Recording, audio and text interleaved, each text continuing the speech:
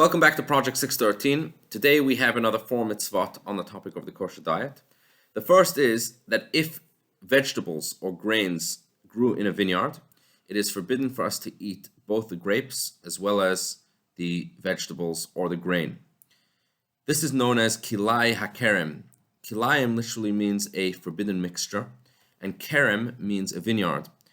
Because as we're going to learn in a few months' time, when we learn all the different agricultural laws of the Torah, it is forbidden for us to plant grape seeds together with or in close proximity to other grains or other vegetables.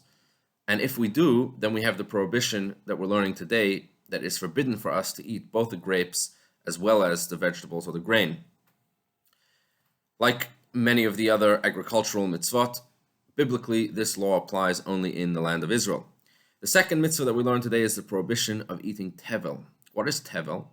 So according to the Torah, a person has to separate tithes from his produce before he eats from it. There are different tithes. There's a tithe that goes to the Kohanim, to the priests. There's a tithe that goes to the Levim, to the Levites. There's a tithe that goes to the poor people. There's a tithe that needs to be taken to Jerusalem. Now, before a person separates their tithes, their food is called tevel, which means that it's forbidden for a person to eat from his own produce so long as the tithes have not yet been removed. And so long as the tithes have not yet been removed, the produce is called tevel, which comes from the Hebrew words tov lo, which means this is no good. This is not yet good for the owner to eat himself. He first has to separate his tithes, and then he can eat from his own produce.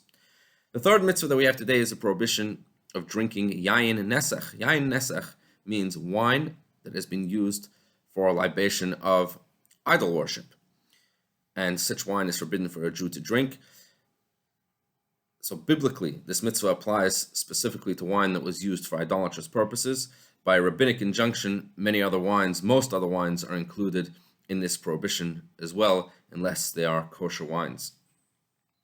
The fourth mitzvah that we have today is the positive mitzvah of shechita. And that means that if we want to eat from any kosher animals or birds, we first have to perform shechita. They first have to be ritually slaughtered according to all of the laws that the Torah that were given to Moses. The Torah tells us clearly, "V'zavachta ka'asher tzivisicha," you shall slaughter according to the way I have commanded you.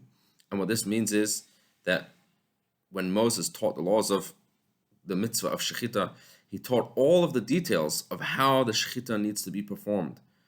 And the laws of shechita are many. There are many specific, particular laws and details of how the ritual slaughter needs to take place.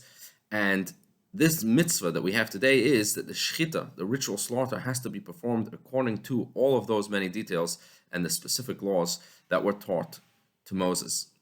Have a wonderful, wonderful day.